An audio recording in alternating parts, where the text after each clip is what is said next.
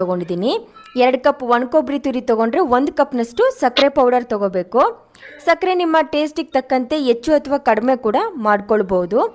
1 table ಸ್ಪೂನಷ್ಟು ಹುರಿಗಡಲೆ powder, ಇದು optional, ಬೇಡ ಅಂದರೆ ಸ್ಕಿಪ್ ಕೂಡ ಮಾಡ್ಬೋದು.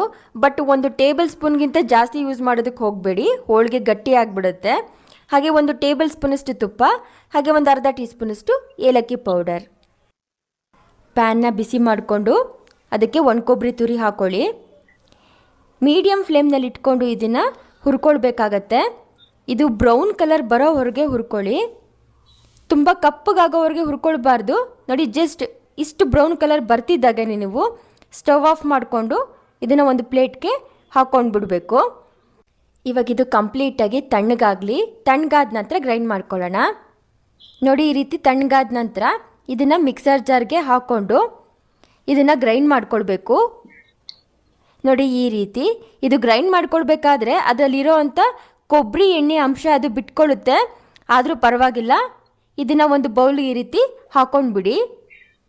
ಸೊ ಇವಾಗ ಇದಕ್ಕೆ ಸಕ್ಕರೆ ಪೌಡರ್ ಹಾಗೆ ಏಲಕ್ಕಿ ಪೌಡರ್ನ ಹಾಕ್ಕೊಂಡು ಮೊದಲು ಈ ರೀತಿ ನೀಟಾಗಿ ಮಿಕ್ಸ್ ಮಾಡ್ಕೊಳ್ಬೇಕು. ಈ ರೀತಿ ಮಿಕ್ಸ್ ಮಾಡ್ಕೊಂಡ ನಂತರ ಇದಕ್ಕೆ 1 ಟೇಬಲ್ ಸ್ಪೂನಷ್ಟು ಹುರಿಗಡಲೆ ಪೌಡರ್ ಹಾಗೆ ತುಪ್ಪ ಹಾಕ್ಕೊಂಡು ಎಲ್ಲ ನೀಟಾಗಿ ಹೊಂದ್ಕೊಳ್ಳೋ ರೀತಿ ಮಿಕ್ಸ್ ಮಾಡ್ಕೋಬೇಕು.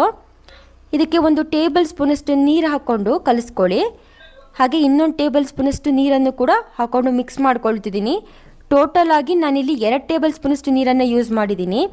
ಇಲ್ಲಿ ನೀರನ್ನು ಯೂಸ್ ಮಾಡ್ತಿರೋ ಕಾರಣ ಏನಂದರೆ ಇದು ಈ ರೀತಿ ಉಂಡೆ ಕಟ್ಕೊಳ್ಳೋ ಅಂಥ ಹದಕ್ಕೆ ಬರಬೇಕು. ಈ ರೀತಿ ಉಂಡೆ ಕಟ್ಟೋ ಹದಕ್ಕೆ ಬಂದರೆ ಈ ಹೂರ್ಣ ರೆಡಿಯಾಗಿದೆ ಅಂತ ಅರ್ಥ. ಸೊ ಇವಾಗ ಕಣಕ ಕೂಡ ರೆಡಿಯಾಗಿದೆ. ಇದನ್ನ ಈ ರೀತಿ ಸಣ್ಣ ಸಣ್ಣ ಉಂಡೆಗಳನ್ನಾಗಿ ಮಾಡಿಟ್ಕೊಂಡ್ಬಿಡಿ. ಹಾಗೆ ನಾನು ಪ್ಲಾಸ್ಟಿಕ್ ಕವರ್ ತೊಗೊಂಡಿದ್ದೀನಿ, ಅದ್ರ ಮೇಲೆ ಒಂದು ಸ್ವಲ್ಪ ಆಯಿಲಿಂದ ಈ ರೀತಿ ಗ್ರೀಸ್ ಮಾಡ್ಕೊತಿದ್ದೀನಿ. ಇವಾಗ ಒಂದೊಂದೇ ಹಿಟ್ಟನ್ನು ಈ ರೀತಿ ತೊಗೊಂಡು ರೌಂಡ್ ಮಾಡಿಕೊಂಡು ಕೈನಲ್ಲಿ ಈ ರೀತಿ ಸ್ಪ್ರೆಡ್ ಮಾಡಿ ಈ ಹೂರ್ಣನ ಈ ರೀತಿ ಸಣ್ಣ ಉಂಡೆಯಾಗಿ ಮಾಡಿಟ್ಕೊಂಡು ಇದಕ್ಕೆ ಈ ರೀತಿ ಸ್ಟಫಿಂಗ್ ಮಾಡ್ಕೊಳ್ಬೇಕು. ಈ ರೀತಿ ನೀಟಾಗೆ ಆ ಹೂರ್ಣ ಎಲ್ಲ ಕವರ್ ಆಗೋ ರೀತಿ ಕ್ಲೋಸ್ ಮಾಡ್ಕೊಳ್ಳಿ. ಕೈನಲ್ಲಿ ಒಂದು ಸ್ವಲ್ಪ ಈ ರೀತಿ ಪ್ರೆಸ್ ಮಾಡಿಕೊಂಡು ಆ ನಂತರ ನೀವು ಈ ರೀತಿ ಪ್ಲಾಸ್ಟಿಕ್ ಕವರ್ ಮೇಲೆ ಹಾಕ್ಕೊಂಡು ತಟ್ಕೋಬೇಕಾಗತ್ತೆ. ತಟ್ಟೋದಕ್ಕೆ ಬರಲ್ಲ ಅನ್ನೋರಾದರೆ ನೀವು ಲಟ್ಟಣಿಗೆಲ್ಲಿ ಕೂಡ ಲಟ್ಟಿಸ್ಕೊಳ್ಬೋದು. ಈ ರೀತಿ ನೀಟಾಗಿ ತಟ್ಕೊಂಡು ಈ ಕಡೆ ತವಾ ಕೂಡ ಬಿಸಿಯಾಗಿದೆ. ಆಯಿಲಿಂದ ಈ ರೀತಿ ನೀಟಾಗಿ ಒಂದ್ಸರಿ ಗ್ರೀಸ್ ಮಾಡಿಕೊಂಡು ಈ ಹೋಳಿಗೆನ ಇದ್ರ ಮೇಲೆ ಹಾಕಿ ಬೇಯಿಸ್ಕೊಳ್ಳಿ.